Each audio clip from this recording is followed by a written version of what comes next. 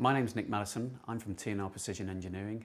In mid-2012, we started the ASCE 2 process with the help of Northwest Aerospace Alliance and our mentor to review the foundation processes, of which we chose 4: new product introduction, process control, cutting strategies and inspection.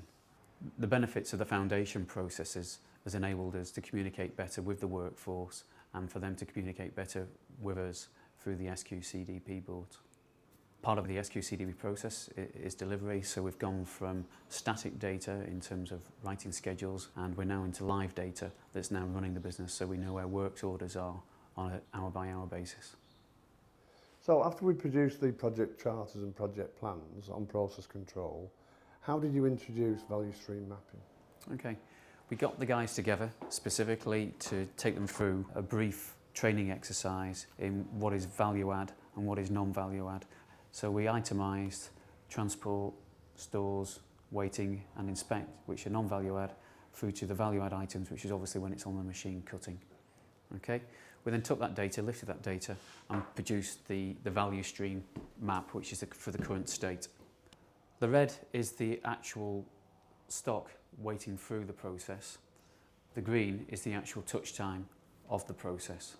So 68 minutes is the cycle time, but it actually takes us 2 hours to produce. Correct. That then affects the way that we schedule our service to our customer.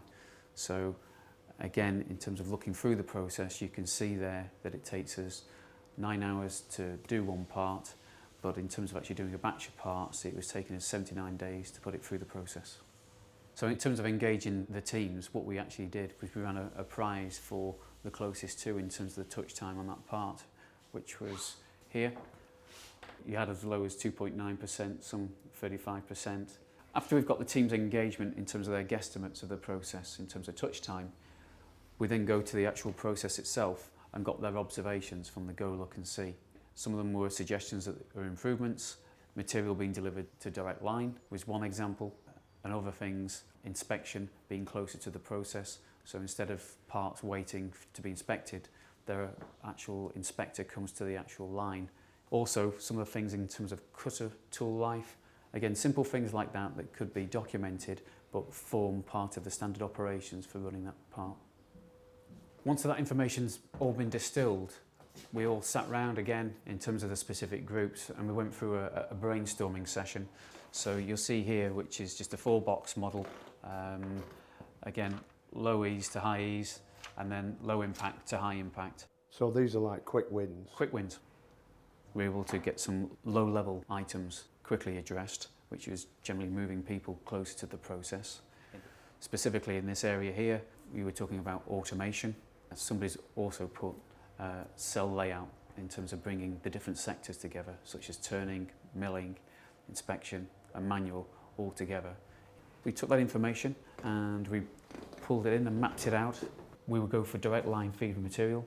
We'd start off with a milling machine, and then we'd have a mill turn machine doing the Ops 20 and Ops 30. The future state would take that 79 days down to 16 days, and would take that 9 hours down to 5 hours 50 minutes, which is a fantastic saving for the business. Takes out all the inventory that's standing around. After doing an evaluation of the top running parts in terms of value running through the business, this is one of them. We've now completed a further 9.